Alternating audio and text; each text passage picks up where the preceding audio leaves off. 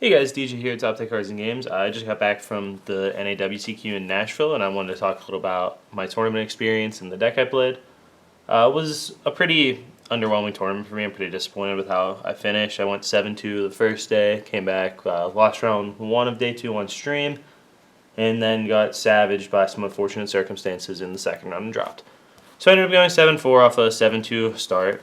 Certainly not great, certainly a disappointment, but I'm very happy with my deck. I don't think I played bad by any stretch of the imagination. I can say 2 of the rounds I lost were certainly not my fault, and then a lot of my other losses were too breaking. I do think I could have played a little better and salvaged at least one of my losses into a win. And I'll talk a little bit about that as I go through. I guess I'll just talk about my losses, really, since the wins aren't really all that important. They were kind of standard Necros wins. I played Necros, obviously, as you can probably assume by the mana juice sitting on top of my deck here. I lost round 2 to Jarrell, playing Ritual Beast. Huge congrats to him. He's an awesome guy. Glad he made top 8. I really wish he would have made it to Worlds. But he's been there before. He'll get there again. And I lost that match in part to not fully understanding the way the Ritual Beast deck works. I'm not going to say that it wasn't a play mistake, because I should have known better. So that's a match that I think I could have won had I known better. Game 2, I summoned Unicorn and planned to just protect it, not realizing that Altikanahawk was a cost to send back to the extra deck. So I thought I had him shut off from playing as long as I could protect my Unicorn, which was just flat out wrong. And I managed to throw Game 2 after winning Game 1 like that. And Game 3, I just opened a completely bricked hand. I opened Bryo, Shurit. I don't remember what my 6th card or 5th card was. To his turn 1 mistake.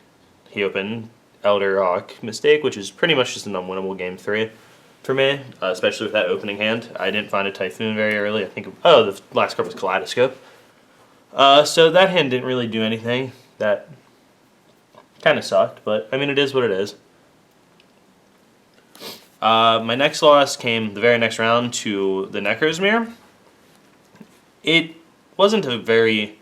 I was pretty angry losing to Ritual Beast, I won't lie. I played pretty badly that round. I actually managed to lose Game 3 off my opponent, making a pretty good read on my side tech, which I'll talk about when I get to the card. So it was kind of an unlikely loss. I couldn't have really played the game any differently, though. I bricked pretty hard Games 2 and 3 after winning Game 1. So, not too much I could do there. I probably could have played it a little bit better, but I won. I played awfully the first game and won anyway, so, I mean... That's cool. Then I won the next 6 in a row to finish the day 7-1, or 7-2 rather. Day 2, if you watched the stream at all, you might have seen the replay of the match I played against the Tellers. I didn't make any real mistakes Game 1. I've thought about it through and through. I could have searched differently. I could have played a little differently, but nothing that I could have done would have mattered with what he had. That's not to say that I played necessarily correctly. I probably could have played around different cards and played the match a little better, but... No matter what I had, I was losing that game, unfortunately. Game 1, he drew incredibly well, which is really awkward to say because I had a turn where I Trished him, Direwolfed him, Gungnered him all in the same turn with a Jin lockup and lost the game. But, I mean, that happens sometimes. The Regeki was very good there. In Game 2, I opened Triple Hand, Jin, Triple Hand, Jin, Unicorn, I think. Oh, Typhoon, and then I drew the other hand. Yeah, that's what it was. And I mean, it was just too hard to win drawing all those hands, so, it is what it is. I don't really want to talk about the details of the last round I lost. I don't like stirring up drama or anything. I think that it wasn't exactly fair the way things went down or anything, but I probably shouldn't have even mentioned it. I just don't really want to talk about it. I'm not that kind of person. So let's just get into the deck list. I'll talk about some of my card choices and stuff. I have 3 Manjus and 3 Senjus. Pretty standard Necros decks, 6 Stratos basically. These cards are just really strong, finding what you need, and facilitating rank 4 plays. 2 Shurit, Strategist of the Necros.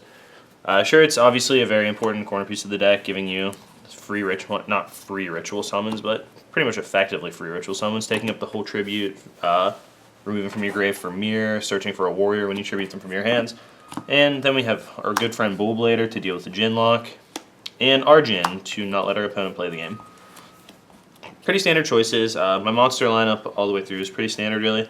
I have 3 Unicorns, 2 Valkyris, 2 Brynek, 2 Colossalus, 1 Gungner, and 1 Trish. The reason I'm not playing a second Trish is it feels win more, kind of clunky. It's the least useful card to protect your Genlock, and your opponent, unless they haven't been playing Yu-Gi-Oh very much recently, will be playing around your Trishes as much as possible. People play the game to not get Trished pretty much. Gungnir is the strongest card at protecting your Genlock, as well as giving you a lot of bonuses against rogue matchups. It's also incredibly strong in the mirror once their Trish is gone, if you've managed to remove it or something. Just being able to leave this guy in play makes it much harder for your opponent to deal with your board. And the last card that I'm not playing is Decisive Armor for my Ritual Monsters. I don't think Decisive Armor is great. A lot of people disagree with me right now. A lot of them played it at the NAWCQ. But from playing it and just trying it in different situations, the card never seemed that great to me. It is very good against a lot of rogue decks, but I really wanted to win mirrors. I know that in hindsight they might sound weird since the top 4 only had one Necros deck, but it was still most of the top 32, most of the top 64. It's still the best deck in the format, whether it won the event or not.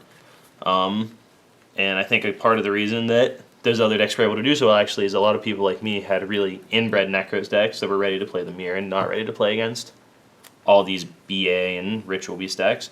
And I'm also only playing 2 Valkyries. I think that playing correctly, you can manage 2 Valks well enough that you don't need the third one.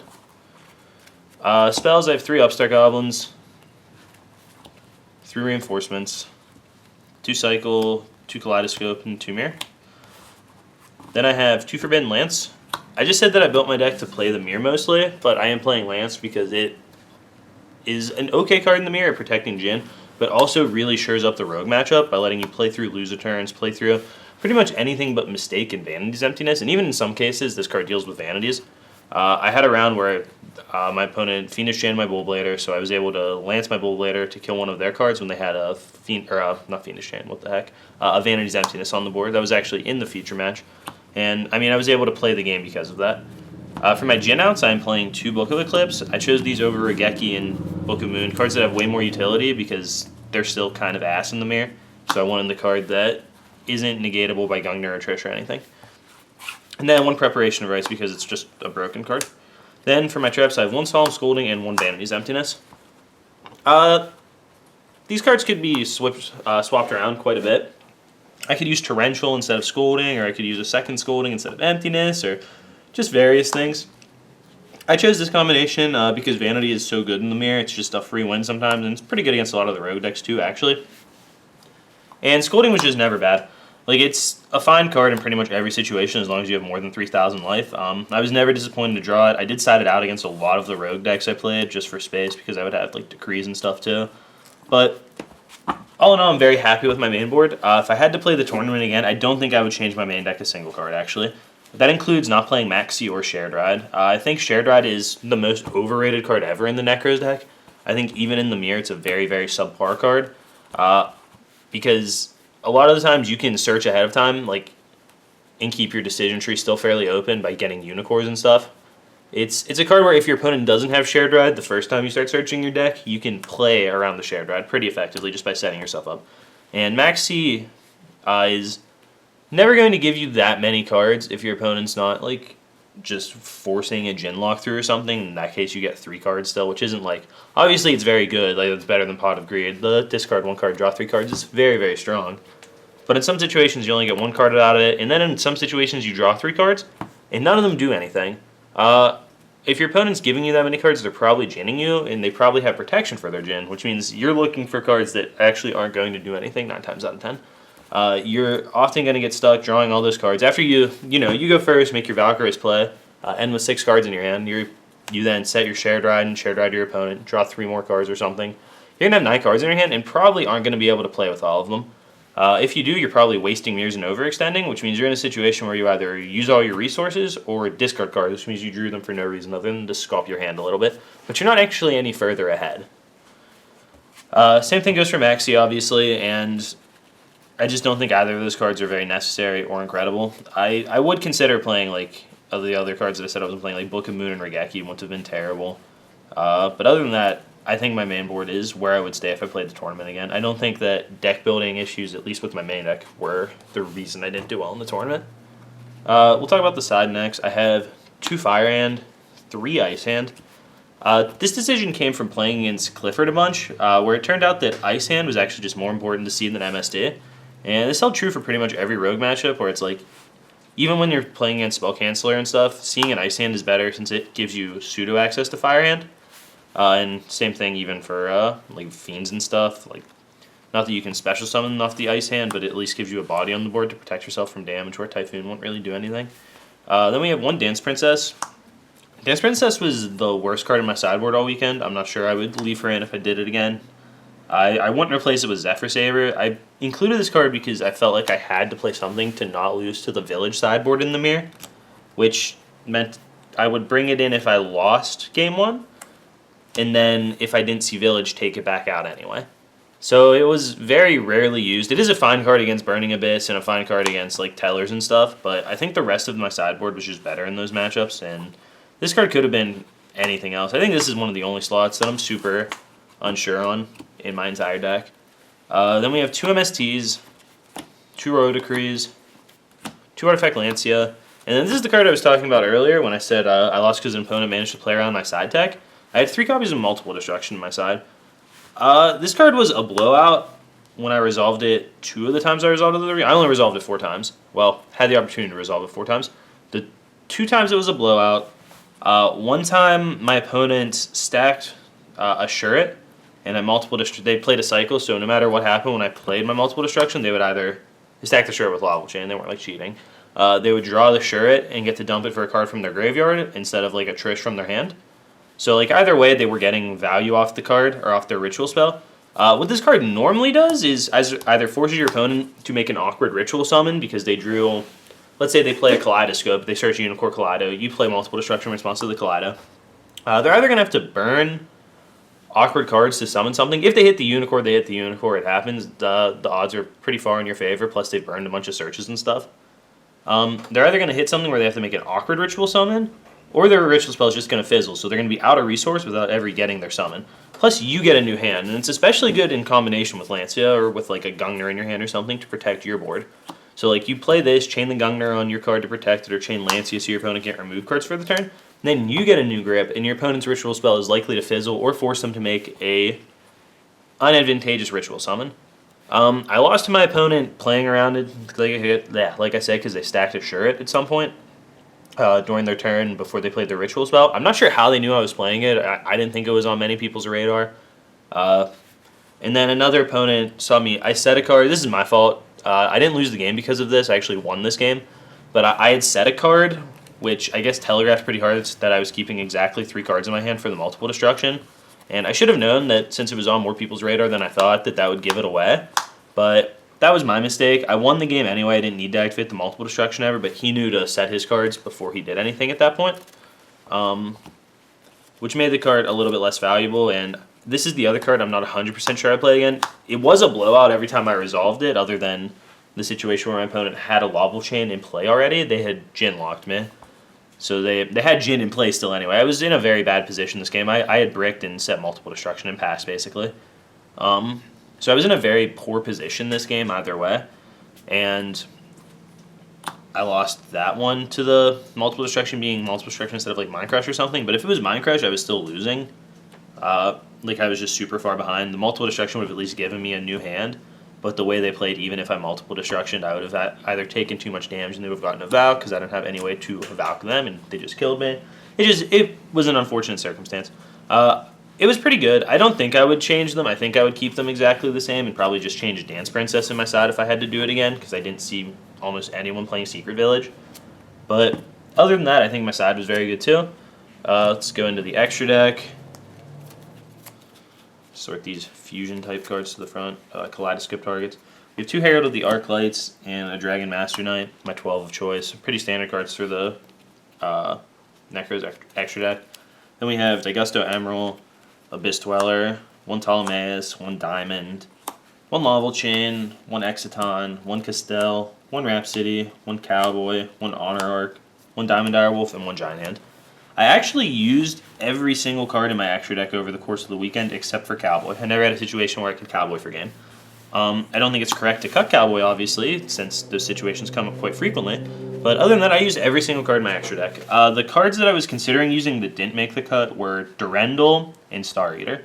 Star Eater, I had one situation where I could summon him, but I didn't need, or not summon him, rather use him to summon Gungnir Unicorn.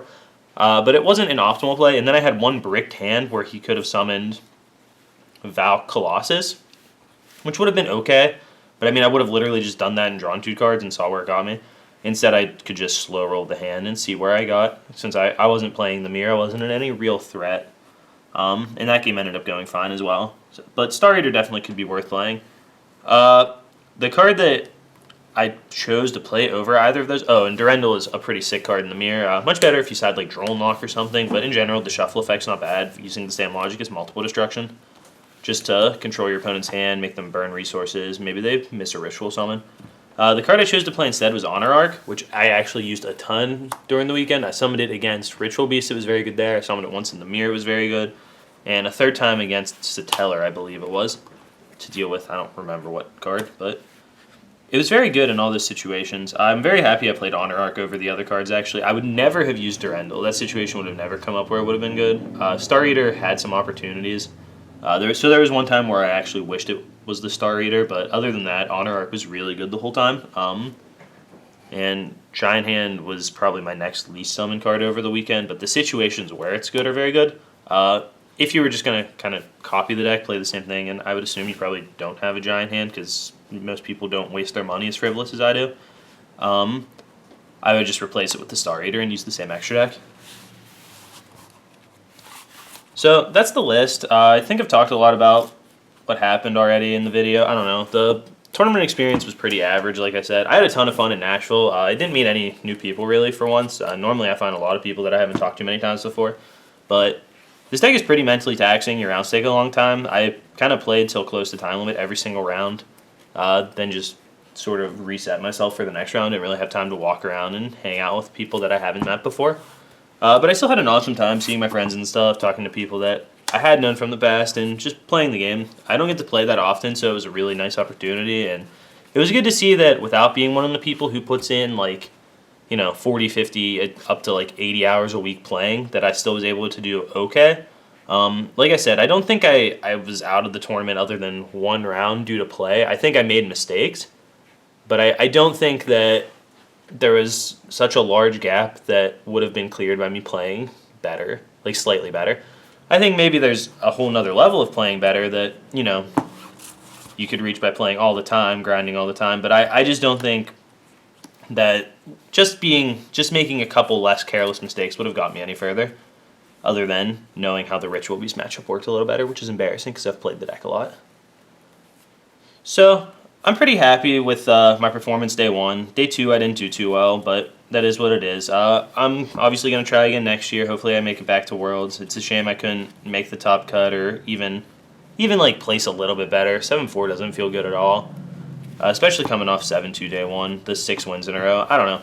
Like I said, disappointing event. I'm very happy with my deck, though. For right now, I'm going to make some fun decks for this format, maybe 1 or 2. I'll probably post some videos, play some old formats. On Thursday, you can expect another throwback video. I'll probably do Goat Control this week. But other than that, I'm really just waiting for the ban list to see where I can go from there. I'm not going to play Necros anymore in locals or anything. Not that I play locals very often anyway. But I'm not going to play fun games with Necros or anything. I don't think there's any upside to that, to practicing a deck that will probably get hit. As soon as we have a ban list, I'll do a video talking about that. And for right now, I'm just going to, hang out, play some Gladiator Beast or something this format, something that's not good at all, I don't know. And just try to have a hoot. I hope you guys are still having fun in the interim between Nationals and next format, because there's not really a lot to do. But just try to enjoy the game, There's still a lot of fun you can have, a lot of cool things you can do. You don't always have to play super competitively, even though I often trick myself into only playing that way. So thanks for watching, guys. I hope those of you that went to the WCQ had fun. I hope some of you did really well. And in the future, if anyone watched these videos and hasn't met me before, feel free to come say hi to me at events. I'm pretty pissy after I lose, but other than that, I try to be a nice guy. So, hopefully I see some of you guys at the next event I go to. Thanks for watching.